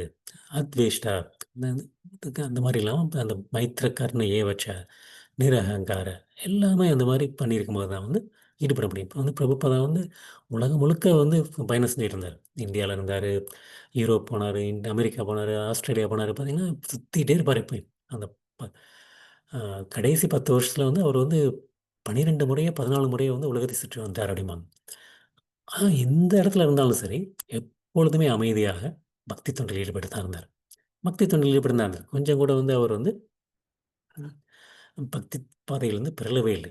அந்த மாதிரி இருக்கக்கூடிய பக்தர்கள் வந்து எனக்கு மிகவும் பிரியமானவன், எனக்கு மிகவும் பிரியமானவன் அப்படிங்க. ம். அந்த குணங்கள்லாம் வந்து பார்த்தா வந்து ம், ஒவ்வொரு பக்தர்களுக்கும் வந்து ஏன்னா வந்து அடிப்படை குணம் வந்து பக்தி அப்படின்னு பார்த்தோம். அந்த பக்தர்களுக்கு வந்து அந்த குணங்கள் வந்து ஒரே பக்தர்களில் வந்து இந்த மாதிரி பல குணங்கள் இருக்கலாம். எல்லா குணங்களும் இருக்கு. உதாரணத்தை பார்த்தா அம்பரீஷ் மகாராஜ் வந்து அவர் வந்து அத்வேஷ்டா சர்வபூதானாம் அப்படிங்கிறது வந்து பார்த்தீங்கன்னா வந்து அவர் வந்து அத்வேஷ்டா அப்படிங்கிறது வந்து பொறாமை இருந்தது. அந்த அஹ், இந்த கதை ஏற்கனவே பார்த்துருக்கோம். துர்வாச முனிவர் வந்து அம்பரீஷ் மகாராஜை வந்து கொல்வதற்காண்டி அந்த ஒரு நெருப்பு கக்கிக்குள்ள ஒரு ஒரு அசுரனை ஏவார். அசுரனை ஏவார். உடனே அவரை பாதுகாக்கிறதுக்கு வந்து என்ன வந்து சுதர்சன சக்கரமே வந்தது. சுதர்சன சக்கரம் வந்து முதல்ல வந்து அந்த அசுரனை அழுத்தி விட்டு பின்னாடி வந்து என்னாச்சு, துர்வாச முனியை நோக்கி பின்னாடி வந்து பயணித்து கொண்டிருந்தது. அவர் உடனே வந்து பிரம்மலோகம், சிவலோகம், அப்புறம் கடைசி விஷ்ணுலோகம்லாம் போயிட்டதுக்கப்புறம் விஷ்ணு என்ன சொல்லுவார்னா வந்து, நீ போய் என்னுடைய பக்தனின் காலில் விழு. அப்போ தான் வந்து உனக்கு வந்து இதுலேருந்து விமோச்சனம் கிடைக்கும் அப்படிங்க. உடனே வந்து அவர் வேகமாக வந்து அம், அம்பரீஷனுடைய காலில் வந்து விழுறார். அப்போ வந்து அவர் அம்பரீஷ் என்ன சொல்கிறாருன்னா வந்து, அம்பரீஷ் மகாராஜ் என்ன சொல்கிறாரு, இதுவரைக்கும் நான் ஏதாவது தவ வலிமை செய்திருந்தால், எனக்கு பக்தி என்பது சிறிதாவது இருந்தால், என்ன பண்ணணும் அப்படின்னா வந்து, என்னுடைய பக்தியை எடுத்துக்கொண்டு இந்த து துர்வாச முனிவரை மன்னித்து விட்டு விட வேண்டும். மன்னித்து விட்டு விட வேண்டும் அப்படிங்கிறார். அதற்கப்புறம் தான் வந்து மறுபடியும் வந்து அந்த சக்கரம் வந்து திரும்ப விஷ்ணு சக்கரம், சுதர்சன சக்கரம் வந்து திரும்ப செல்கின்றது. அப்புறம் வந்து 1 வருடம் அதற்காண்டி 1 வருடம் காத்துட்டு அவர் அங்கே. காத்துட்டு அதுக்கப்புறம் வந்து தன்னுடைய விரதத்தை எடுத்துக்கொண்டு துர்வாச முனிவருக்கு முதலில் உணவு அளித்துவிட்டு, அதுக்கப்புறம் தன்னுடைய உணவையும் எடுத்துக் கொள்கின்றார். ஸோ அதுதான் வந்து அவர் வந்து அந்த மாரி தான் வந்து அவங்க வந்து அதே மாரி வந்து அவங்களுக்கு வந்து அந்த மாரி ஒரு தவறு நடக்கும்போது வந்து நான் என்ன நினைச்சிருந்தேன்னா வந்து, என்னோட நான் யாருக்கோ ஏதோ ஒரு விதத்தில தவறு செஞ்சிருக்கேன். தவறு செஞ்சிருக்கேன். பக்தர்கள் வந்து அந்த மாரி தான் நினைக்கிறாங்க. பக்தர்கள் வந்து ஒரு உயிரினம் வந்துனால வந்து நமக்கு வந்து ஏதோ ஒரு கஷ்டம் வருது. இப்போ வந்து நமக்கு யாராவது ஒரு கஷ்டம் வருது. நம்ம வந்து நம்மளுடைய நண்பர்களாலயோ, உறவினர்களையோ, மற்ற உயிரினங்களையோ கஷ்டம் வருதுன்னா வந்து, அவங்க வந்து இவன் ஏன் எனக்கு இப்படி கஷ்டம் குடுத்துட்டே இருக்கான்? அப்படி நினைக்க மாட்டாங்க. அவங்க வந்து என்ன மாரி நினைக்கிறாங்கன்னா வந்து, அந்த பக்தர்கள் வந்து நான் ஏதோ தப்பு பண்ணியிருக்கேன். நான் ஏதோ தப்பு பண்ணியிருக்கேன். அந்த தவறின் மூலமா தான் வந்து நான் இதை அனுபவிக்க நேரிட்டு இருக்கின்றது. என்னுடைய ஏதோ ஒரு காலத்தில வந்து ஒரு அபராதமோ, ஒரு என்னுடைய கர்ம வினையோ, ஒரு பாவமோ பண்ணியிருக்கேன். அந்த பாவத்தின் மூலமாக நான் வந்து இதை அனுபவித்துக் கொண்டிருக்கின்றேன். அப்படின்னு சொல்லி வந்து அவங்க நினைக்கிறாங்க. தன்னுடைய கர்மத்தினுடைய கருவியின் மேல் வந்து அவங்க வந்து அ அப்ப சுமத்த மாட்டாங்க. கர்மத்தினுடைய கருவி. அ கர்மத்தினுடைய கருவி தான் வந்து அவங்க வந்து மற்றவங்களால நமக்கு ஒரு கஷ்டம் வருதுன்னா வந்து, நம்ம பண்ண கர்மத்தினுடைய கருவியாக வந்து அவங்க செயல்பட்டுட்டு இருக்காங்க. அவங்க மேல வந்து நம்ம வந்து சுமத்தக்கூடாது. இவங்க மேல தான் இவங்கனால தான் நான் கஷ்டப்பட்டுருக்கேன் அப்படிங்கிறது. அவங்க பக்தர்கள் என்ன நினைக்கின்றாங்கன்னா வந்து, என்னுடைய செயல் என்னுடைய செயல். நான் வந்து ஒரு ஒரு ம் இப்ப நான் ஒரு ஆன்லைன்ல வந்து ஆர்டர் பண்றேன்னா வந்து, அத வந்து ஒருத்தர் வந்து குடுக்குறாரு. அது வந்து என்னுடைய என்னுடைய குட்ஸ். என்னுடைய து பொருள வந்து அவரு குடுக்குறாரு. என்னுடைய பொருள் தான் அது. அதுக்காண்டி வந்து வந்து அந்த பொருள் நல்லா நல்லா இருக்கும், நல்லாம இருக்கலாம், இல்லாம இருக்கலாம். அந்த நல்லா இல்லாட்டி வந்து அந்த குடுத்தவர்ட்ட வந்து நம்ம வந்து சொல்ல மாட்டோம். "நீ தானே வந்து குடுத்த. அதனால தான் நல்லா இல்ல" அப்படின்னு சொல்லி. அதுதான் வந்து நம்ம வந்து பொதுவா நம்ம நினைக்கிறது வந்து, நம்ம யாராவது வந்து மூலமா வந்ததுனா வந்து, அவங்களால தான் நம்ம கஷ்டப்பட்டுட்டு இருக்கோம் அப்படின்னு சொல்லி வந்து. அது வந்து சரியானது கிடையாது. நம்மளுடைய கர்மத்தின் காலமாகவே, நம்மளுடைய அபராதத்தின் காரணமாகவே வந்து நம்ம வந்து கஷ்டப்பட்டுட்டு இருக்கோம். அந்த மாரி தான் வந்து அவர் வந்து நினைக்கிறார். அம்பரீஷ் மகாராஜ். அ துர்வாச முனிவரினுடைய பொறாமை கொள்ளவில்லை. என்னுடைய காரணத்தினால் தான் வந்து நடக்கின்றது. அப்படி வந்து அவர் வந்து நினைச்சிட்டு இருக்காரு.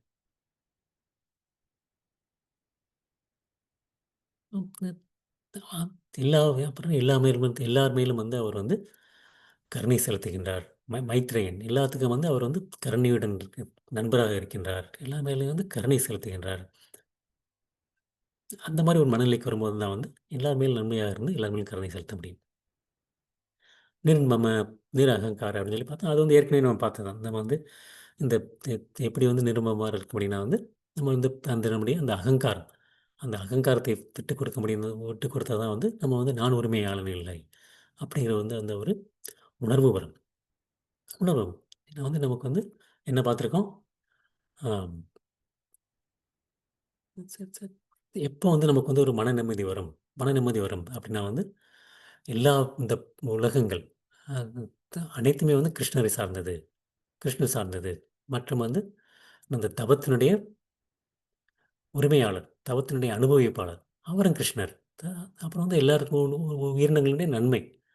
எல்லா உயிரினும் உற்ற நண்பர். சுஹൃதம் சர்வபூதானாம் ஞாத்வா மாம் சாந்திம் ரட்சதி. போக்தாராம் ஏகதவசாம் சர்வலோக மகேஸ்வரம் சுஹൃதம் சர்வபூதானாம் ஞாத்வா மாம் சாந்திம் ரட்சதி. அப்பதான் வந்து மன நிம்மதி கிடைக்கும். கிருஷ்ணர் தான் வந்து எல்லா சர்வலோகங்களுக்கும் உரிமையாளர். அவர் தான் அனைத்து பலன்களையும் அனுபவிப்பவர். மற்றும் எல்லா உயிரினங்களுக்கும் உயிர் நண்பர். அந்த ஒரு மனநிலையில் இருப்பவர்கள். அந் அந்த மாரி தான் இருக்கவங்களுக்கு தான் அந்த மாரி வரும் அப்படிங்கிறார்.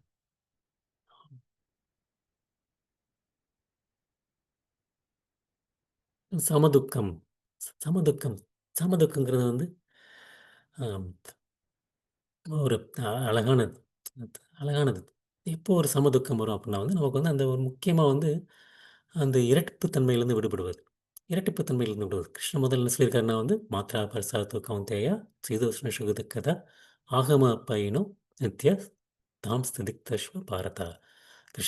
அர்ஜுனா, இன்பமும் துக்கமும் எப்படின்னா வந்து சீதோஷ்ணம் சுகதுக்கம். சீதோஷ்ணம் மாரி. சீதோஷ்ணம் எப்படி மாறிக்கிட்டே இருக்கோ, ஒன்றரை நேரம் வந்து வெப்பமாக இருக்கின்றது, ஒன்றரை நேரம் வந்து குளிராக இருக்கின்றது. அதை வந்து எப்படி உண்ண முடியுதோ, அதே மாரி தாங்கிக்கொள் அர்ஜுனா அப்படிங்கிறார். தாங்கிக்கொள் அப்படிங்கிறார். அது வந்து நம்மளுடைய புலன்களினுடைய அந்த இ உணர்வினால் வருகின்றது. புலன்களுடைய உணர்வினால் வருகின்றது. அதை தாங்கிக்கொள் அப்படிங்கிறார். அது சொல்லிட்டு, அடுத்து என்ன சொல்றாருன்னா வந்து, மனத்தை சம்மந்தப்பட்டு சொல்றாரு. துக்கம் தீரம் ச அமிர்தத்வாய கல்பத்தை அப்படிங்கிறது. அமிர்தத்வாய கல்பத்தை அப்படிங்கிறது. யார் வந்து துக்க துக்கத்திலயும், சுக்கத்திலயும் வந்து சமமாக இருக்கின்றார்களோ, அவங்க வந்து அம் அமிர்தத்வாய கல்பத்தை அவங்க வந்து மறுபடியும் வந்து வைகுண்டத்துக்கு செல்வதற்கு தகுதியாக இருக்கின்றார்கள். முதல்ல வந்து அவர் சொன்னது வந்து புலன்கள் சம்பந்தப்பட்டது. ஸ்தூல சரீரம். அடுத்து வந்து சூக்ஷ்ம சரீரம். அது மூலமா வந்து யார் வந்து கட்டுப்படுத்த முடிகின்றார்களோ, அவங்க வந்து என்ன சொல்றாங்கன்னா, அமிர்த கல்பத்தை, அமிர்தத்வாய கல்பத்தை. அவங்க வந்து முக்திக்கு வந்து தகுதி இருக்கின்றார்கள் அப்படிங்கிறார். தகுதி இருக்காங்க. வந்து இந்த கதை வந்து அ சித்திரகேது. சித்திரகேது வந்து அவருடைய பாகவதம்ல வந்து அழகான கதை. சித்திரகேதுவுடைய கதை வந்து 4, 5 அத்தியாயங்கள் உள்ள கதை. சித்திரகேது வந்து ஒரு முறை வந்து அ அந்த இதில போயிட்டுருக்காரு. அவருடைய புஷ்பக விமானத்தில வந்து போயிட்டுருக்கும்போது வந்து கீழ பார்க்குறாரு க் சிவபெருமான். சிவபெருமான் வந்து பார்வதி தேவியை வந்து தன்னுடைய மடியில் அமர வைத்துக்கொண்டு, அங்க வந்து வைராக்கியத்தை பற்றி உபதேசம் செய்து கொண்டிருக்கின்றார். உபதேசம் செய்து கொண்டிருக்கிறார். உடனே அவர் வந்து பார்க்குறாரு. உடனே சிவபெருமானும், சித்திரகேதுவும் இவருடைய குரு வந்து ஒரே குரு. அவர் வந்து சொல்றாரு, இந்த மாரி "ஓ சிவா! இந்த மாரி வந்து வைராக்கியத்த பத்தி நீ வந்து கிளாஸ் எடுக்குற. ஆனா வந்து நீ கிளாஸ் எடுக்கும்போது பார்த்தா வந்து உன்னுடைய மடியில் யார் வைத்திருக்கின்றாய்? உன்னுடைய மனைவியை மடியில் வைத்துக்கொண்டு நீ வந்து கிளாஸ் எடுத்துட்டு இருக்க." அப்படின்னு வந்து ஒரு மாரி சிரித்துக்கொண்டே சொல்லிவிடுவார். அவர் உண்மையான சொன்ன நோக்கம் என்ன அப்படின்னா வந்து, உடனே சிவபெருமான் வந்து அதை வந்து சிரித்துக்கொண்டே ஏற்றுக்கொள்வார். அங்க இருக்கக்கூடிய சித்தர்கள், முனிவர்கள், உடனே சிவபெருமான் ரிஷிகள் எல்லாருமே சிவபெருமான் அதை வந்து சிரித்துக்கொண்டே ஏற்றுக்கொள்வதை பார்த்து, அவங்களும் வந்து அதை வந்து ஏற்றுக்கொள்வார்கள். ஆனால் பார்வதி தேவிக்கு வந்து மிகவும் வந்து கோபம் வந்துவிடும். கோபம் வந்துவிடும். "நீ யார்? என்னுடைய கணவரை தண்டிப்பதற்கு நீ யார்? நீ என்ன பிரம்மாவா? விஷ்ணுவா?" அப்படின்னு சொல்லிட்டு வந்து அவங்க வந்து மிகவும் கோவப்பட்டு, "நீ வந்து அடுத்து வந்து அசுரனாக பிறப்பாயாக" அப்படின்னு சொல்லி வந்து அவங்க வந்து சாபம் குடுத்து விடுவாங்க. உடனடியாக சாபம் குடுத்து விடுவார்கள். உடனே வந்து அவர் வந்து சித்திரகேது வந்து அவருடைய புஷ்ப விமானத்திலிருந்து கீழே வந்து அவரிடம் பார்வதி தேவியிடம் முதலில் வணங்கிவிட்டு, "தாயே! உங்களுடைய சாபத்தை வந்து நான் கருணையாக ஏற்றுக்கொள்கின்றேன். கருணையாக ஏற்றுக்கொள்கின்றேன். என்னுடைய முந்தைய பலத்தில் நான் செய்த அபராதத்தின் மூலமாக இந்த சாபத்தை நான் எடுத்துக்கொண்டிருக்கிறேன்.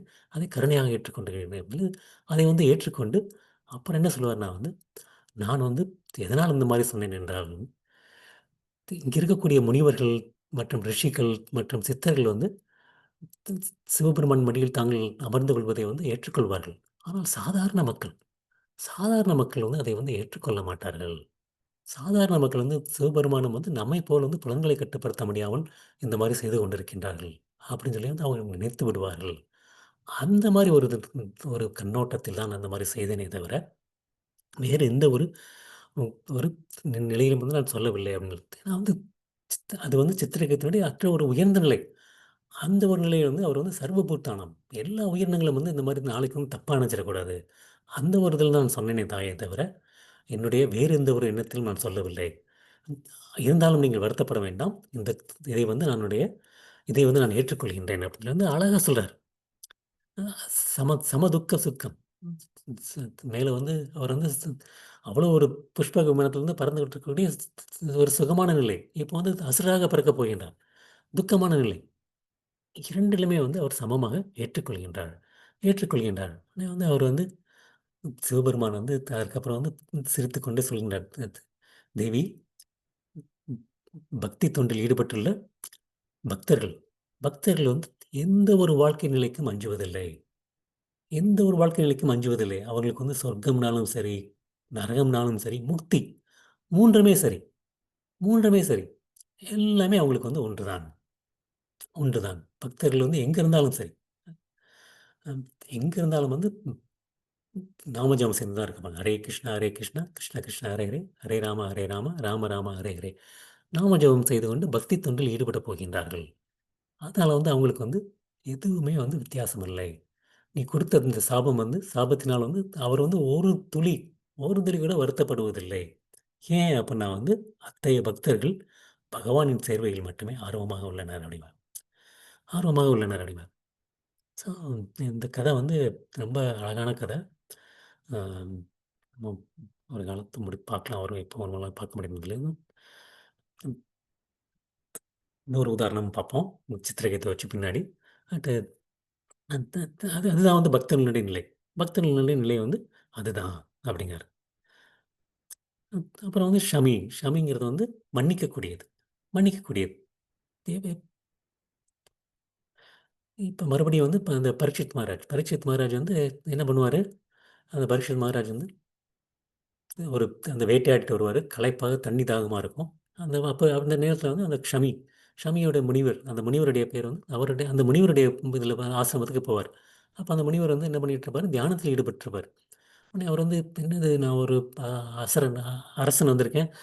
நீ வந்து என்னைய வந்து சக்கரவர்த்தி வந்திருக்கேன். உலகத்துக்கே சக்கரவர்த்தினா, என்னைய வந்து நீ ஒரு ஒரு ஒரு சின்ன ஒரு ஆசனம் கொடுத்து ஒரு தண்ணியாவது குடுக்கலாமே! அது கூட இல்லாம வந்து நீ நீ வந்து கவனிக்காம இருக்கியே! அப்படின்னு சொல்லி அவருக்கு கோவம் வருது. பரீட்சித் மகாராஜ். உடனே என்ன பண்றாரு, அங்க இருக்கக்கூடிய ஒரு ஒரு சர்ப்பம். அதை எடுத்து அவருக்கு மாலையாக வந்து போட்டுட்டு போயிறாரு.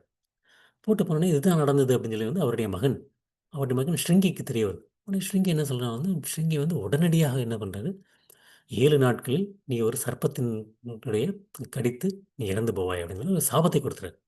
சாபத்தை குடுத்துறாரு. சாபத்தை குடுத்தோனே ஆனா வந்து பரீட்சித் மகாராஜுக்கு வந்து அவருடைய அரண்மனைக்கு திரும்ப போயிட்டு இருக்காரு. உடனே அவருக்கு தெரிய வருது. ஏதோ தப்பு செஞ்சுட்டோம்.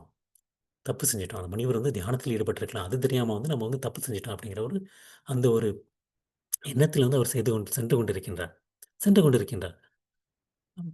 அதே அப்ப கொஞ்ச நேரத்தில வந்து அந்த முனிவரும் கண் விழித்து பார்க்கின்றார். அந்த ஏதோ ஒரு ஒரு பாம்பு இருக்கின்றது. அதை தூக்கி தூர எறிஞ்சிட்டு அவரு வந்து இயல்பு நிலைக்கு போயிறார். உடனே வந்து அவருக்கு தெரிய வருகின்றது. தன்னுடைய மகன் ஷ்ரிங்கி வந்து இந்த மாரி வந்து பரீட்சித் மகாராஜை வந்து சாபம் கொடுத்து விட்டார் அப்படின்னு சொல்லி. சாபம் கொடுத்து விட்டார் அப்படின்னா, அப்ப பரீட்சித் மகாராஜனுடைய தவ வலிமை வந்து அவர் நினைத்திருந்தால், அந்த ஸ்ருங்கிய வந்து அவர் வந்து திரும்ப மறுபடியும் சாபம் குடுத்துருக்கலாம். அதே நிலைமை தான் வந்து சித்திரகேத்து வந்து பார்வதி தேவிக்கே வந்து திரும்ப ஒரு சாபம் குடுத்துருக்கலாம். அது வந்து அவருடைய தவ வலிமையும் அந்த அளவுக்கு சிறந்தது. இருந்தாலும் அவரும் பண்ணல. பரீட்சித் மகாராஜும் பண்ணல.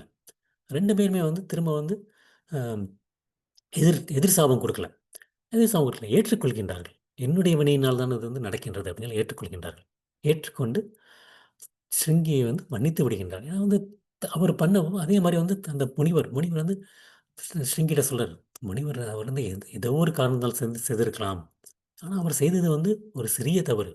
அந்த தவறை நான் வந்து மன்னித்து விட்டேன். ஆனால் நீ கொடுத்த சாபமோ மிகவும் கொடுமையானது. ஒரு சின்ன தவறுக்கு வந்து இவ்வளவு பெரிய சாபம் வந்து தேவையற்றது அப்படின்னு சொல்லி வந்து தன்னுடைய மகன் மேல் வந்து அவர் கோபப்படுகின்றார். ம். அந்த முனிவர் வந்து பரீட்சித் பண்ண தவறை வந்து மன்னிக்க தயாராக இருக்கின்றார். அதேபோல் வந்து பரீட்சித்தும் ஷ்ரிங்கி கொடுத்த அந்த சாபத்தை, அதையும் வந்து அதனுடைய சிறுவன் தெரியாமல் செய்து விட்டான்ங்கிற ஒரு தவத்தில் வந்து அதையும் மன்னித்து அந்த இதை வந்து ஏற்றுக்கொள்கின்றார். அதுதான் வந்து அவங்களுடைய அந்த தூய பக்தர்கள் வந்து மன்னிக்கக்கூடிய குணம் இருக்க வேண்டும். மன்னிக்கக்கூடிய குணம் இருக்க வேண்டும். மன்னித்து மறக்கவும் செய்ய வேண்டும். திருப்தி, சந்துஷ்ட திருப்தி. இருக்கிறதை வைத்து திருப்தியுடன் இருப்பது. திருப்தியுடன் இருப்பது. சுதாமா, குசேலன். குசேலன் வந்து முதல்ல வந்து எதுவுமே இல்லாம இருந்தார். எதுவுமே இல்லாம இருந்தார். அதுக்காண்டி வந்து அவர் வந்து கிருஷ்ணன் என்ன குடுத்திருக்காரோ, அதை வைத்துக்கொண்டு திருப்தியுடன் தான் இருந்தார். அத விட்டுட்டு வந்து அவர் வந்து அ முயற்சி செய்யல. எனக்கு எப்படியாச்சும் ஏதாவது இது கிடைக்கணும், அது கிடைக்கும்னு சொல்லி கஷ்டப்பட்டு அவர் முயற்சி செய்யல. எப்பொழுதுமே வந்து அவர் வந்து மகிழ்ச்சியா தான் இருந்தார். அதுக்கப்புறம் கிருஷ்ணர பார்க்க போறாரு. துவாரகை செல்றாரு. அப்புறம் கிருஷ்ணர்ட்ட வந்து கேட்கலை. இருந்தாலும் கிருஷ்ணர் வந்து கேட்கவில்லை. எனக்கு வந்து செல்வம் கொடுங்கள் அப்படின்னு எதுவுமே கேட்கல. கஷ்டத்த பத்தி எதுவுமே சொல்லல. திரும்ப வராரு. திரும்ப வந்தோனே வந்து ஆனா வீட்டுக்கு பார்த்தா வந்து செல்வங்கள் இருக்கு. அப்பயும் சரி. முதல்ல செல்வம் இல்லாத பொழுதும் சரி, அடுத்து செல்வங்கள் இருந்த போதும் சரி. 2 மும்முறையுமே வந்து திருப்தியுடன் தான் இருந்தார். என்னென்ன வந்து தானாக வருகின்றதோ, அதை வைத்துக்கொண்டு திருப்தியுடன் இருக்கின்றார். ஏன்னா வந்து கிருஷ்ணரே அவர பார்த்துக்கிறார். கிருஷ்ணரே அவர வந்து பார்த்துக்கிறாரு.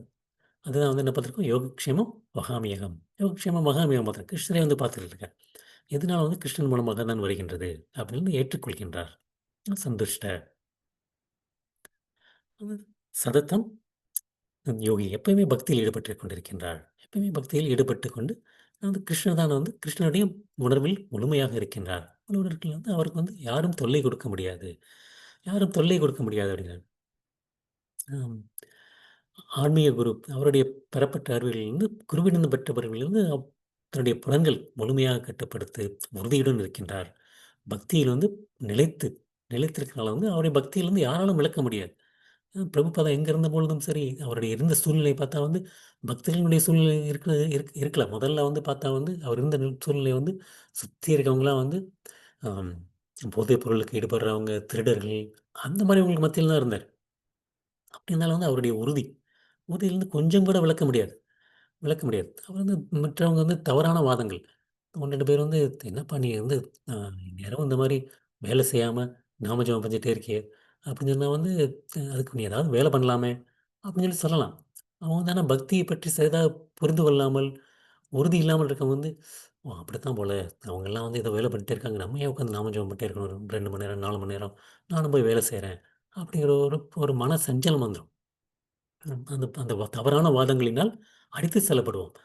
ஆனா பக்தியை பற்றி நன்காக தெரிந்தவர், அந்த உறுதியில் இருப்பவர், ஸ்திதம். அந்த சிதத்தில் இருக்கக்கூடிய யோகி. யோகி வந்து அதிலிருந்து மாறுவதில்லை. முழு உணர்வுடன் இருப்பதனால வந்து அவருக்கு வந்து யாரும் தொல்லை கொடுக்க முடியாது. தொல்லை கொடுக்க முடியாது. எத்தாத்மா. ஆமா. திருட நிச்சயக. திருட நிச்சயக வந்து ஸ் முழுவதும் ஈடுபடுவது. முழுவதுடன் ஈடுபடுவது. சதத்தம் யோகி. அந்த மாரி வந்து எப்பொழுதுமே வந்து யோகத்தில் ஈடுபட்டிருக்கின்றார்.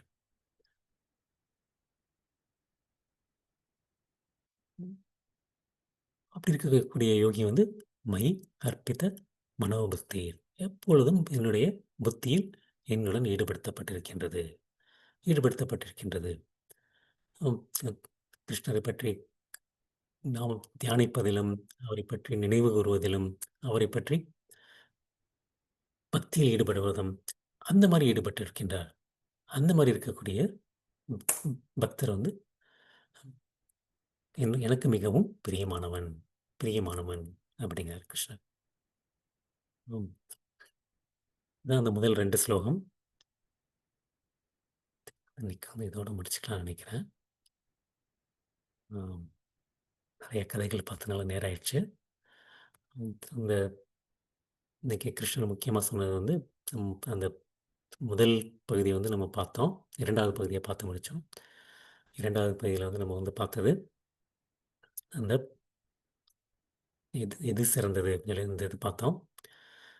ஆம் பக்தி ஏன்னா வந்து கிருஷ்ணர் வந்து ம் அமைதி அடைகின்றான் அப்படின்னு சொல்லி சொன்னாரு. பக்தியில் ஈடுபடுவன் அமைதி அடைகின்றான்னு சொல்லி முதல் பகுதியில வந்து முடிச்சாரு. அதில வந்து எப்படி வந்து நம்ம மனதை வந்து கிருஷ்ணரில் வந்து ஈடுபடுத்துவது? எப்படி ஈடுபடுத்துவது அப்படின்னு சொல்லி பார்த்தோம். அதில வந்து பக்தியினுடைய ம் படிக்கட்டுகள், நிலைகள், வெவ்வேறு நிலைகள். முதலில் வந்து மனதை கிருஷ்ணரில் ஈடுபடுத்துவது, அடுத்து புத்தியில் ஈடுபடுத்துவது, அடுத்து வந்து அது 2ம் முடியாட்டி வந்து அபியாச யோகின அம் பக்தியினுடைய சேவை பயிற்சி பண்ணுவது. அது வந்து பயிற்சியின் மூலமாக மனதை ஈடுபடுத்துவது. அதுவும் பண்ண முடியாட்டி கிருஷ்ணருக்காண்டி சேவைப்படுவது. அதாவது கிருஷ்ணருக்கு சேவை செய்பவர்களுக்கு உதவி செய்வது. அதுவும் பண்ண முடியாட்டி வந்து அட்லீஸ்ட் வந்து நம்ம பண்ணக்கூடிய செயலினுடைய பலன்களை வந்து கிருஷ்ணருக்கு அர்ப்பணிப்பது. இது எதுவுமே செய்ய முடியல அப்படின்னா, என்னுடைய பலனை வந்து ஏன்னா வந்து எனக்கு பலன்கள் மேல் மிகுந்த ஈடுபாடு இருக்கின்றது. எனக்கு பலன் வேண்டும், வேண்டும் அப்படிங்கிற வந்து அந்த ஆசை இருக்கின்றது. பற்றுதல் இருக்கின்றது. அந்த மாரி பலன்கள் மேல் பற்றுதல் இருக்கும்போது வந்து என்ன பண்ணு அப்படின்னா வந்து, நீ ஞானத்தையாவது வளர்த்துக்கொள். ஞானத்தை வளர்த்துக்கொள். அந்த ஞானத்தை வளர்த்துக்கொள்ளும்போது வந்து கொஞ்சம் கொஞ்சமாக வந்து நான் வந்து இந்த அகம் பிரம்மாஸ்மி, அப்படிங்கிற ஒரு உணர்வு வரக்கூடும். அந்த உணர்வுகள் மூலமாக வந்து அடுத்தபடி வந்து என்னது, அந்த ம் ம் இப்ப இப்ப தியானத்தை வளர்த்துக் கொள்ளலாம். அந்த தியானத்தை வளர்த்துக்கொண்டு அதன் மூலமாக பல தியாகம் செய்ய முடியும் அப்படிங்கிறார் கிருஷ்ணர். ஸோ அது வந்து அந்த மறைமுக முறை. உண்மையில் நேரடியாக ஈடுபட முடியல. ஆனா மறைமுகமாவது ஈடுபடு. எல்லா முறையிலும் வந்து கண்டிப்பாக பலத்தியாகம் முக்கியம். பலத்தியாகம் முக்கியம். இந்த பலத்தியாகம் இருந்தால் தான் வந்து நம்ம வந்து அந்த நிம்மதியை அடைய முடியும். நிம்மதியை அடைய முடியும். அப்படின்னு வந்து அ ஏன்னா கிருஷ்ணர் வந்து என்ன சொன்னாரு? கடைசியா வந்து முடிச்சது, "இத்தகு தியாகத்தினால் மன அமைதியை அடைய முடியும்" அப்படின்னார். மன அமைதியை அடைய முடியும். நான் தான் சொன்னதுக்கப்புறம் அந்த பக்தர்களுக்கு வந்து என்னென்ன குணங்கள் இருக்கின்றது? அதன் மூலமாக வந்து அவர் வந்து மன அமைதியை அடைகின்றார் அப்படின்னு சொல்லி பார்த்தோம். அந்த தெய்வீக குணங்கள் பக்தர்களுக்கு வந்து தெய்வீக குணங்கள் இருக்கின்றது. அந்த மாரி தெய்வீக குணங்கள் இருக்கிற வந்து கிருஷ்ணர் வந்து எனக்கு மிகவும் பிரியமானவர் அப்படின்னு. அந்த தெய்வீக குணங்களுக்கு வந்து அடிப்படை என்ன? பக்தி. பக்தி தான் அடிப்படை. அதனால் பக்தியின் மூலமாக குணங்கள் வருகின்றது. அந்த குணங்கள் மூலமாக பக்தி பெறுகின்றது. அதன் மேல் குணங்கள் பெறுகின்றது, பக்தி பெறுகின்றது. குணங்கள் பெறுகின்ற பக்தி பெறுகின்றது. அப்படி கொஞ்சம் கொஞ்சமாக, கொஞ்சம் கொஞ்சமாக பக்தியில் முதிர்ச்சி அடைய அடைய அடைய தெய்வீக குணங்கள் நமக்கு இருக்கக்கூடிய அந்த சதவீதம் அதிகரித்துக் கொண்டே போகின்றது. ஆரம்ப நிலையில் சிறிது இருந்தாலும் பக்தியில் முதிர்ச்சி பெற பெற பெற அந்த குணங்கள் நம்மில் அதிகரித்துக் கொண்டே செல்கின்றது. பாகவதத்தில் சொல்லப்பட்டது என்ன? ஜட செயலில் ஈடுபடும் ஒருவருக்கு எந்த ஒரு நற்குணங்களும் இருக்காது. பக்தி தொண்டு இல்லாமல் ஜட செயல்களில் மட்டும் ஈடுபடுவர்களுக்கு எந்த ஒரு நற்குணமும் இருக்காது. அது இல்லாமல் நம்ம களப்பற்ற பக்தி. களப்பற்ற பக்தி யார் வாசுதேவரின் பழக்கற்ற பக்தியை வளர்த்துக் கொள்கின்றார்களோ, அவர்களுக்கு அனைத்து விதமான தெய்வீக குணங்களும் வருகின்றன. அனைத்து விதமான தெய்வீக குணங்களும் வருகின்றன. இன்னைக்கு நம்ம பார்த்ததுல முக்கிய பகுதி என்னென்ன பார்த்தோம்? குணங்கள். பொறாமை இல்லாதவன், எல்லா உயிர்களுக்கும் அன்பான நண்பன், உரிமையாளனாக கருதாதவன், அகங்காரத்திலிருந்து விடுபட்டவன், இன்ப துன்பங்களில் சமநிலையுடையவனாகவன், சகிப்புத்தன்மையுடன் எப்பொழுதும் திருப்தியுற்று சுய கட்டுப்பாட்டு உடையவன், மனதையும் புத்தியும் எண்ணில் நிலைநிறுத்தி உறுதியுடன் பக்தி தொண்டில் ஈடுபட்டுள்ளானோ அத்தகைய பக்தன் எனக்கு மிகவும் பிரியமானவன். மிகவும் பிரியமானவன். ஏன்னா சித்திரை இதில் பார்த்தவர் பக்தர்கள் எங்கிருந்தாலும் சரி, பக்தர்கள் சொர்க்கத்தில் இருந்தாலும் சரி, நரகத்தில் இருந்தாலும் சரி, முக்தி நிலையை அடைந்தாலும், வைகுண்டத்தில் இருந்தாலும் சரி, அவர்களுக்கு எல்லாமே சமமானது தான். எதுக்குமே அவங்களுக்கு வேறுபாடு இல்லை. ஏன் அப்படின்னா அவங்க எப்பொழுதுமே பகவான் நாராயணனுடைய பக்தி தொண்டில் ஈடுபட்டுள்ள பக்தர்கள். எந்த வாழ்க்கை நிலைக்கும் ஒருபொழுதும் அஞ்சுவதில்லை. அஞ்சுவதில்லை. அத்தகைய பக்தர்கள் பகவானுடைய சேவையில் மட்டுமே ஆர்வமாக உள்ளனர். இதுதான் அடிப்படை குணம். பக்தாராமைக்கிய தபசாம் சர்வலோக மகேஸ்வரம் சுகிருதம் சர்வபூதானாம் ஆத்மாமாம் சாந்திம் ரட்சதி.